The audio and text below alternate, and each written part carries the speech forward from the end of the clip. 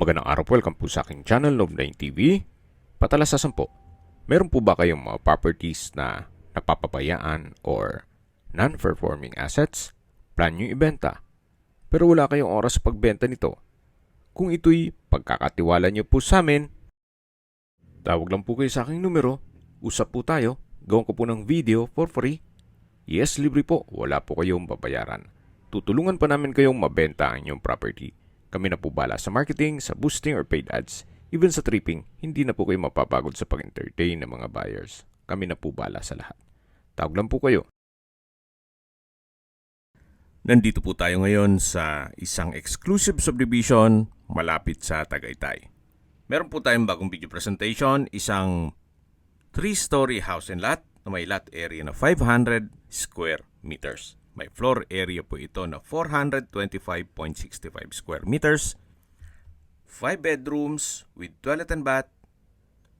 May family room, powder room, basement with entertainment area, at maid's quarter. Dito po sa loob ng subdivision ay kumpleto po ang amenities at meron pong 24 hours security. Ito pong bahay ay well-maintained. Actually, kaka-renovate lang nito kaya wala na po kayong ipapagawa dito. Yan po yung garahe. Nakakasya 2 SUV. Dito naman sa harapan, yung common car park, ay kakasya po ang 4 na sasakyan. Napakatahimik po ng lugar, sariwa ang hangin, at malamig po ang klima. Napaganda po nito para sa inyong bahay bakasyunan o retirement house. Kahit pong malaking pamilya kayo, kakasya po kayo dito. Gawa ng napakalaki po nitong bahay. Ito po yung entrada. At yan naman yung fasad.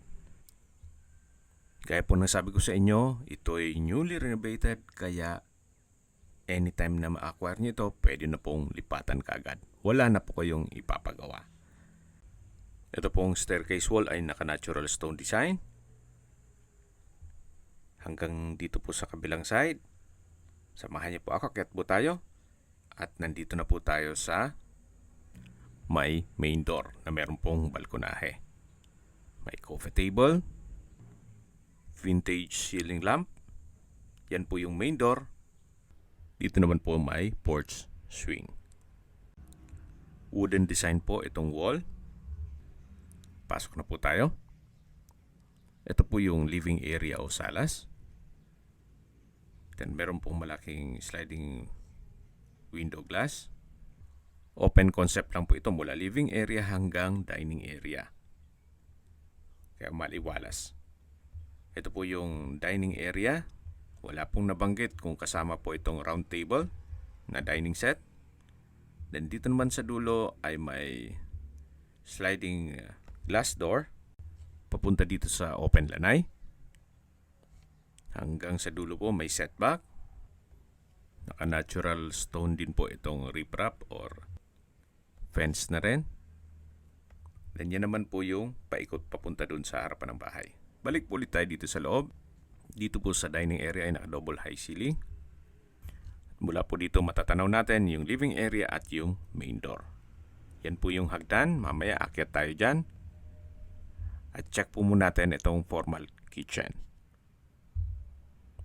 May kitchen countertop, kitchen drawer and cabinet, stainless sink with faucet, wall-mounted kitchen cabinet, at meron pong kitchen window. Yan po yung pantry. At may ilang steps ng stair dito. Yan naman po yung daan papunta sa hagdan, going sa basement. At yan po ulit yung living area at main door. Yan na po tayo galing kanina. At yan po naman yung dining area. Lipat na po tayo dito sa kabilang side kung saan dito naman po yung unang kwarto o first bedroom na kung meron man po kayong PWD or senior citizen sa pamilya, itong kwarto na to ang para sa kanila. Meron pong from floor to ceiling na wardrobe. Wooden design ng tile flooring. Malaki naman ang espasyo. May window type aircon. May mga outlet na rin po. At may sliding windows with blinds. May pin lamp, center lamp, at may sariling toilet and bath. Check po natin. Naka-wooden door, tile bathroom wall, may hand wash basin, vanity mirror, water closet with bidet, then may shower curtain, at shower. Tunghayan niyo po ulit itong pinakaunang kwarto na kung saan malaki naman ang espasyo nito. Then meron din pong wardrobe at sariling toilet and bath. Solid wood door. At paglabas nyo naman dito sa unang kwarto ay yung main door, then yung living area, at yung access papunta sa kusina. At dito naman po sa kabilang side ay yung second bedroom na pwede nyo po itong gawing guest room. May ceiling fan, may window type aircon, customized glass window with blinds, at wooden design itong tile flooring.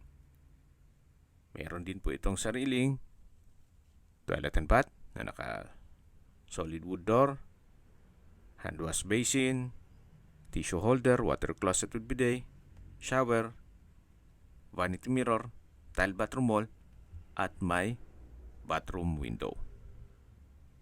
So, kompleto din po yan. Ito po yung banyo ng second room na kung saan meron din pong wardrobe at hindi naman ganun kalakihan itong kwarto na to compare dun sa una. Naka solid wood door din po yan. Balik po ulit tayo dito sa living area. At yan po ulit yung dining area, then yung access door papunta sa open lanai.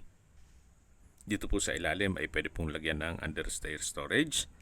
At nandito na po tayo sa hagdan. Yan po yung solid wood na balustre, then solid wood na staircase at handrail. Naka-metal railing din po ito. Samahan niyo po ako. Akyat po tayo. Pulido naman po ang pagkapintura nitong staircase wall. At nandito na po tayo sa second floor. Then dito naman po yung family area. Naka-wood parquet po ang flooring. May ceiling fan, pin lamps, at maayos naman po ang pintura ng ceiling at wall. Mula po dito sa family area, dito naman po ay may enclosed area. Mamaya check natin yan. At ito na po yung third bedroom. Naka-wood parquet, napakalaki ng espasyo. May split type aircon, ceiling fan. May mga outlet na rin po. At meron din po itong sariling toilet and bath. Check po natin. May wardrobe na may full body mirror. Ang cabinet doors, then meron pong jacuzzi. May water closet with bidet, tissue holder. May bathroom countertop na may malaking vanity mirror at hand wash basin. Sa ilalim po pwedeng lagyan ng bathroom cabinet. At dito naman po yung shower enclosure. Naka-tile bathroom wall from floor to ceiling po. Then may outlet para sa hot shower set. Meron din po itong bathroom window. Ito po yung toilet and bath at may walk-in closet ng third bedroom. Napakalaki po ng espasyo at meron pong customized glass windows with blinds, solid wood door, at balik po ulit tayo dito sa family area. And sa dulo po yung open below. Lipat na po tayo dun sa kabilang kwarto na naka-solid wood door.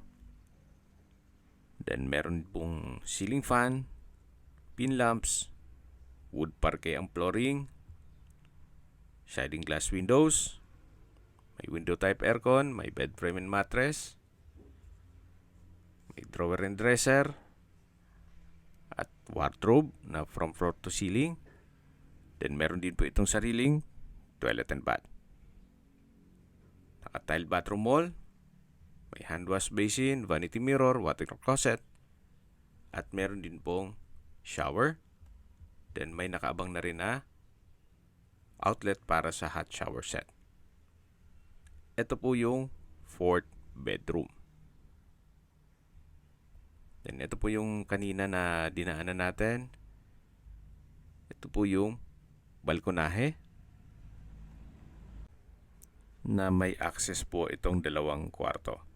Yan po yung third bedroom at dito naman yung fourth bedroom na i-present kong last na kwarto. Ito po yung kapaligiran. Tunghayan nyo po. Napakatahimik, napakaliwalas, sariwa ang hangin, at napakalamig po ng klima, especially pag bare months. Balik na po tayo dito sa loob. Yan po yung family area. Ito yung third bedroom. Then sa kabilang side yung fourth bedroom na na-present ko na sa inyo. At bababa na po tayo. Yan po yung open below. Meron pong glass walls and window na nag-serve sa natural sunlight. At dito naman po yung dining area. Bababa na tayo. Yan yung staircase wall. Pulido naman po ang pagkapintura. Samahan niyo po ako at papaba na tayo. Yan po yung access door na papunta sa kusina o formal kitchen. Actually, duman na tayo dito kanina. Nagkataon lang na nung papasok tayo dun sa living area, hindi ko na napakita yung hagdan na papunta naman sa basement. So ito po yung tinutukoy ko na access papunta sa basement. So bababa po tayo, meron pong hagdan dito. Ito pong basement ay napakalaki din ng espasyo. Meron din siyang access papunta sa garahe. Itong area na to ay pwede pong gawing music room or entertainment room. May espasyo rin po para sa understair storage. Then naka-tile flooring. At ito naman po yung fifth bedroom na may sariling toilet and bath. Malaki naman ang espasyo. May bed frame and mattress, bedside table, may lampshade, console table, at ito po yung banyo. May hand wash basin, water closet with bidet, then tile bathroom wall, at shower. Dun po sa dulo ay pwedeng lagyan ng built-in cabinet para may storage. Dito naman po sa kabila ay another room. Pwede gawing office kung may work from home kayo or stock room. Actually, pwede pa rin po itong gawing another room. Kaya possible pong maging 6 bedroom. Kasi yung nabanggit ko kanina is 5 bedrooms lang yan. Then ito po yung access door papunta sa garahe. Ito po yung driveway. Then dito naman po yung service area. Hanggang dito po sa likod ay naka-wooden design itong pintura ng wall. Then check po natin itong service area, may countertop. At yan po yung maid's quarter. Naka-polycarbonate roofing. Hindi lang po natin ma-check gawa ng hindi available yung susi. At habang naglilibot po tayo, pag-usapan natin ang distance, location at travel time. Mula po sa Twin Lakes, ang distance is 6.4 kilometers at ang travel time is 12 minutes. Mula naman po sa Mendez Crossing, ang distance is 12.8 kilometers at ang travel time is 20 minutes. Mula naman po sa Tagaytay Rotonda, ang distance is 29 kilometers at ang travel time is 35 minutes.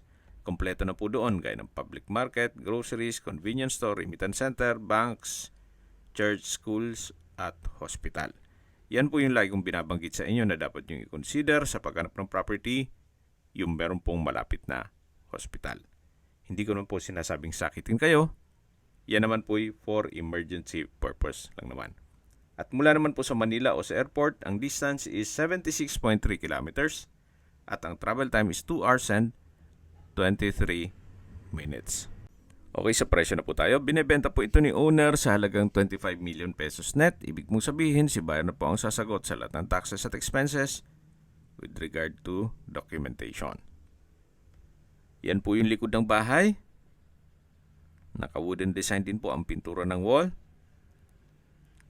At matatanong natin ang open lanay. Yan po yung perimeter fence. Then meron pa pong espasyo dito sa taas na pwede pong gawing garden. So yan po, maayos pa naman. Kung sakali man po na magpaset kayo ng tripping, kailangan po ahead of time gawa ng si caretaker po ang mag-assist sa inyo. Kung may mga katanungan po kayo, tawag lang po kayo sa aking numero. At sa mga kababayan naman natin nasa ibang bansa, meron po akong WhatsApp, Viber at Telegram. Same number lang po, 0917-316-3399. Sa mga nagtatanong naman po ng aming Facebook, meron po aming Facebook page na Nov9TV at Facebook Real Video. Meron din pong TikTok at Instagram. May ibang YouTube channel po kami, the Nov9TV channel, Nov9TV Listings, Nov9TV On The Spot, Nov9TV Updates, at Nov9TV House Rental.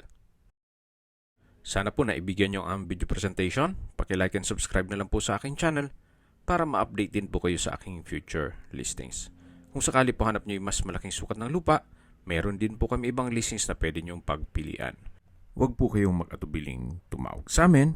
Then, let us know your budget para malaman namin kung anong property pwede naming ilog sa inyo. Sa lahat pong viewers, subscriber at nagtiwala po sa amin, salamat po sa suporta. Ingat po kayo lagi at yung pamilya. Maraming salamat po.